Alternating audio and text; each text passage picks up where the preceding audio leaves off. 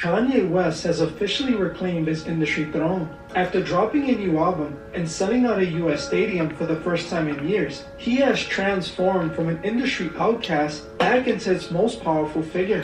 Hey man, let me know if you guys caught some of the SoFi music thing that Kanye performed at. That shit was so fucking lit. I didn't watch the whole thing, but I caught a couple songs that Kanye was doing. Fucking fire, my nigga. He is a legend. Say what you want to say about Kanye, but he's an actual legend in our time, man. And one thing that I really admire about Kanye is what I think a lot of people admire about him is his confidence and his belief in himself above all things. His belief in himself is so fucking strong and so powerful, bruh. Like, what can you really... I mean, you can hate on him about a lot of other things, but you gotta respect his belief in self. Point blank period, man. You know? But this comeback was not a coincidence. If you look closely at his latest music video and the symbols displayed at SoFi Stadium... That was so cool, man. Just him being... I don't know if this resembled Mars or Earth or whatever it was at the SoFi... And the symbols... At the SoFi place. Comment down below, was this Mars? Was that supposed to be depicted as Mars? Or was it Earth? Or was it Pluto or Jupiter or Saturn? Let me know what this was supposed to symbolize. But this concept was so fucking fire, man. Displayed at SoFi Stadium. You will see that this return came with a specific cost. The question is not just how he... I seen that part, I was like, what the fuck? Got back on top, but what he had to become to get there. Is Kanye still the only artist who can be controlled? Or has he finally accepted his role as a high-level industry vessel? Today, we are decoding the layers of his latest performance to uncover the reality behind the new Kanye West. Just last year, Kanye West was arguably the most blacklisted individual in the entire entertainment world. He was the industry's #1 enemy. We saw a total collapse of his business empire as major global sponsors dropped him, his longtime record labels cut ties, and he was effectively banned from performing in every major US venue. It seemed like the bridges weren't just burned, they were completely demolished. But almost overnight, that narrative began to shift. The catalyst for this sudden transformation was his alignment with the powerful new distribution and media company Gamma. Shortly after this deal was finalized, Kanye embarked on a massive, calculated PR apology campaign. This move was clearly the key that unlocked the door that had been slammed shut for years. The results were undeniable. Not only was he able to release a new album that immediately dominated the streaming charts, but he just successfully sold out SoFi Stadium in California. This performance marked Ye's official re-entry into the highest levels of the industry. It proved that even after challenging the very foundation of the media business, he was able to find a way back to the center of the stage. But when I was watching, it was live streamed on YouTube off of, was it Kanye's channel? I don't know if it was Kanye's channel. It was somebody's channel that was live streaming it. I want to say it was Kanye's channel. And I don't know if they streamed it on the actual day that it was happening. I don't know if they live streamed it, but I caught it like maybe a day or two later, and it was live. It was live streaming even though it wasn't live at the time. I don't think it was live. No, it couldn't have been live. And so I'm watching it, and there's over 100,000 people watching this. If you ever thought that Kanye fell off, he's back on. When you consider everything Kanye has said and done over the last few years, this sudden acceptance is highly suspicious. Why would the industry powers be so willing to embrace him again after he spent years trying to expose and tear their system down? If you have been paying close attention to the visual language he's using now, the answer becomes easy to uncover. Remember, Kanye's entire platform was built on the idea that he was a rebel who could not be controlled. Control, you know what I'm saying? They control Shaq, they can control Charles Barkley, they can control LeBron James, they can control Jay-Z and Beyonce, but they can't control me. You see, they no name, I'm on name. Imagine being able to build an app with your name on it. I had to sign into my YouTube Premium because I'm not going to sit here and watch all of these ads. They can control Jay-Z and Beyonce, but they can't control me. You see, they... And I feel like he's right. You cannot be controlled without your consent. That's what I believe. I think that you have to consent to be controlled, and if you allow yourself to be controlled and you allow yourself to be used for a specific agenda and you allow yourself to go with a certain plan and guidelines, follow rules, guidelines, and regulations, I do believe that you will be propped up. I will believe that you will receive a reward. But at what cost? No name, I won't name. He claimed the industry was ideologically opposed to his mission and his people. He positioned himself as the one man who would never bow to the pressures of the corporate machine. Yet, here he is, standing back in the spotlight, supported by the exact same corporate and media structures he once labeled as manipulative and corrupt. This tells us that the war might be over, but not in the way his fans think. It suggests that Kanye may have finally fallen back into place, transitioning from an independent force to a strategic vessel for the industry's broader agenda. He is no longer fighting the machine. He has become a part of his latest iteration. We see the most undeniable symbolic proof of this contractual surrender in the specific imagery and symbolic themes found in his latest music video for Father. To understand what is actually happening in the Father music video, we have to look past the surface.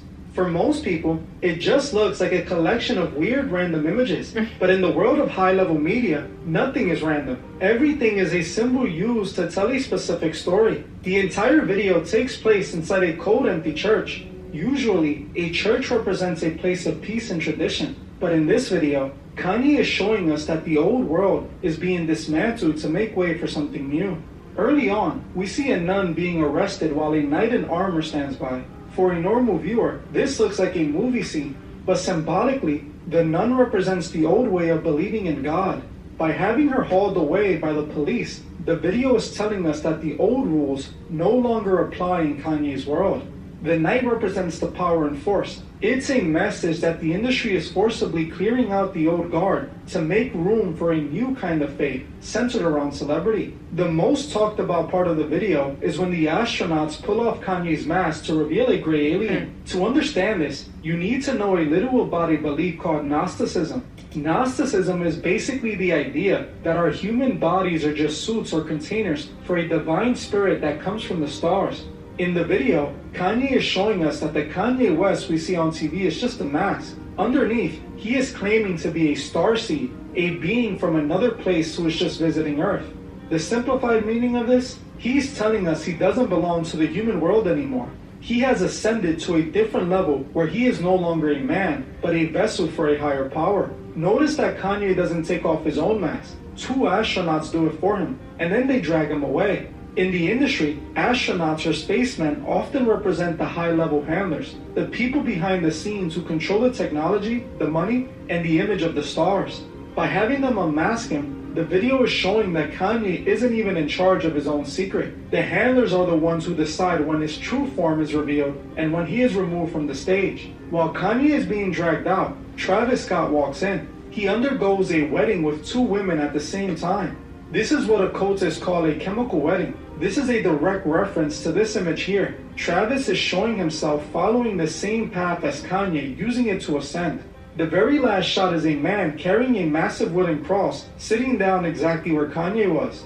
This is the most important lesson of the video.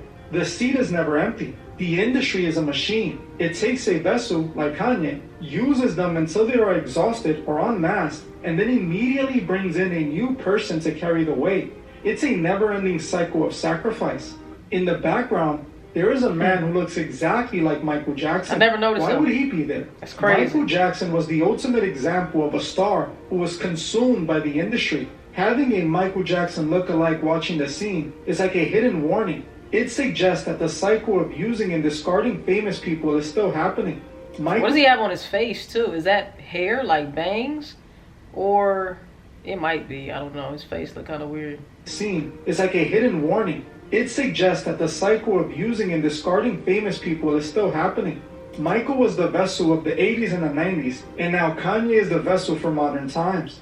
To understand the Father music video through the lens of the occult, we have to view it not as a story, but as a high-level initiation ceremony. In the world of esoteric traditions, art is often used as a sigil, a visual tool designed to manifest a specific change in reality. This video is Kanye's way of announcing his transition from a rebel to a permanent institutional archetype. The video begins in a stark, minimalist church, which in alchemy represents the Ethaner, or the furnace, where the old self is burned away to create gold. The arrest of the nun is a symbolic act of desacralization. By having a knight, a symbol of the will and militant power overseeing this arrest, Kanye is signaling that the era of passive traditional worship is over. He is clearing the temple to make room for a new, darker doctrine. The most profound occult moment is the unmasking of the alien by two astronauts. In Gnostic philosophy, the material world is a prison created by a lesser god, and our human bodies are merely flesh suits hiding a divine spark. The alien form represents the pneuma, or the spirit from the stars. By revealing this form, Kanye is claiming apotheosis, the transformation of a man into God. The astronauts act as the archons, the cosmic gatekeepers who control the flow of information between the heavens and the earth. They are the handlers who manage the transition. They don't just unmask him, they harvest him, dragging the divine spark away from the church and back into the void. While Kanye is being harvested, we see Travis Scott engaging in the Hieros Gamos, or a sacred marriage. However, this is a subverted version of the ritual. By standing between two brides, Travis represents the union of dualities, the merging of the masculine and feminine into a single compliant entity. In the occult, this union is required to stabilize the energy of a ritual. While Kanye represents the chaos of the transition, Travis represents the order of the new system. The final scene, where a man carries a massive wooden cross and takes Kanye's seat, is the ultimate reveal of the industry's occult structure. This mirrors the solar cycle of death and rebirth. The old sun, Kanye, has set or been abducted, and a new sun must rise to take the burden. In occultism, the egregore is a collective thought form fueled by the energy of a group. The celebrity is the physical vessel for this energy. The industry requires a constant pharmakos, or a scapegoat, to carry the weight of the public sins and desires. The message of the video is clear. The individual artist is irrelevant. Whether it is a man, an alien, or a knight, the seat of power must remain occupied. Kanye has completed his great work by surrendering his human identity to become a permanent, faceless icon in this eternal industrial ritual. While the Father music video gave us the blueprint, Kanye's performance at SoFi Stadium was the actual activation of that ritual in the physical world. To the average fan, it was a high-energy concert with some technical glitches. But to those who understand the language of symbols, this was a massive, high-level ceremony designed to finalize his new role in the industry. That stadium was a modern temple. In ancient times, rituals weren't held in private. They were held in massive theaters to harness the collective energy of the crowd.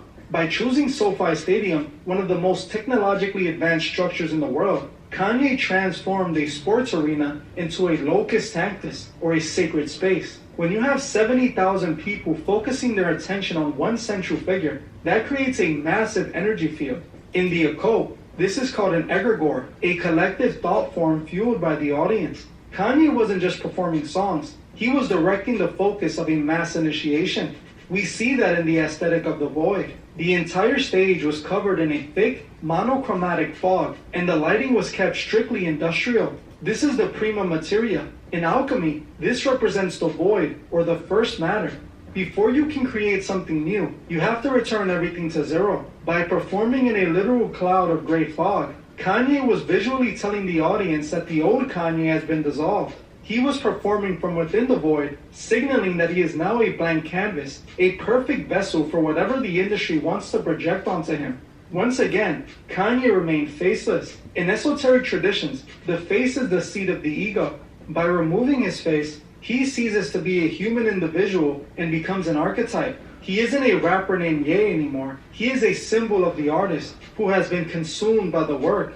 During the performance, there were several moments where songs like On Sight... That kind of reminds me of Shia LaBeouf. You know, Shia LaBeouf has been through a lot of shit. Shia LaBeouf was on Even Stevens, Disney. He was a Disney star, a child Disney star. And then the next thing I remember him on, which I'm pretty sure there's a whole bunch of other stuff y'all remember him for, but he was on Transformers. And throughout his career, I think even now, he's doing some like kind of crazy shit. But I remember this one time where he wore a paper bag. He had a brown paper bag over his head. It said, "I am not famous anymore."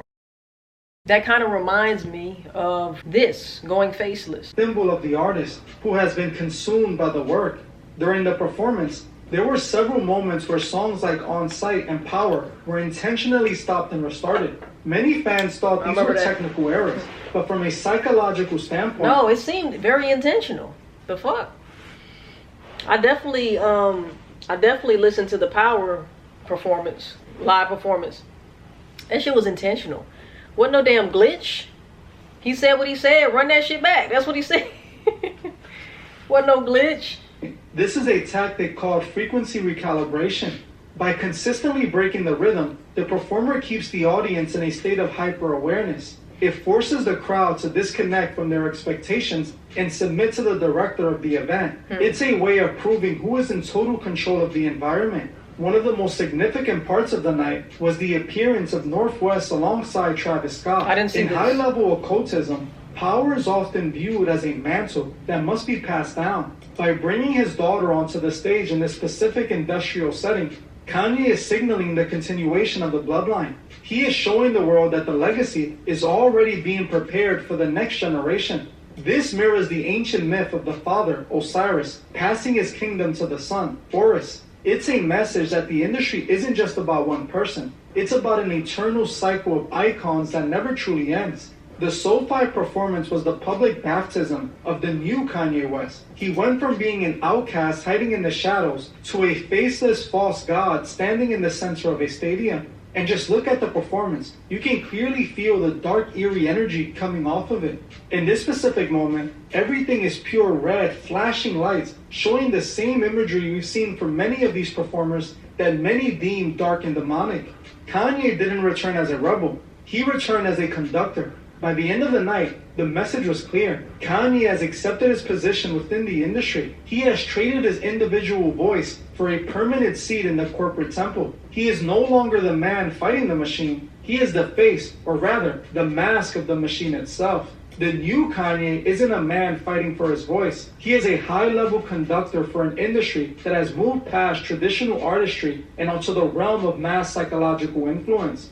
By aligning with powerful distribution networks and utilizing ancient symbolic language, he has ensured his legacy will live on, but at the cost of the very independence he once claimed to protect. As we look toward the future of the bully era, we have to ask ourselves, is Kanye still the architect of this vision? Or has he become the ultimate tool for the industry's new agenda? The symbols are there for anyone with eyes to see. The knight has entered the church, the alien has been unmasked, and the next bearer of the cross is already waiting in the wings.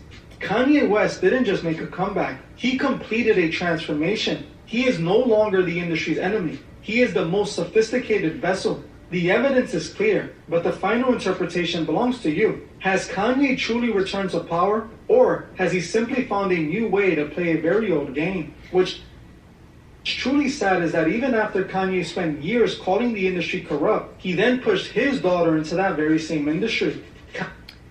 And a lot of them do, allegedly. Kanye wasn't the only person to sign with Cameron. He also got North to deal with them too, thrusting her into the same chains he tried to escape from. Let me know what you guys think. One thing I do know is you cannot be at the top of the top without help. And you get that help from, allegedly, the higher-ups, the elite.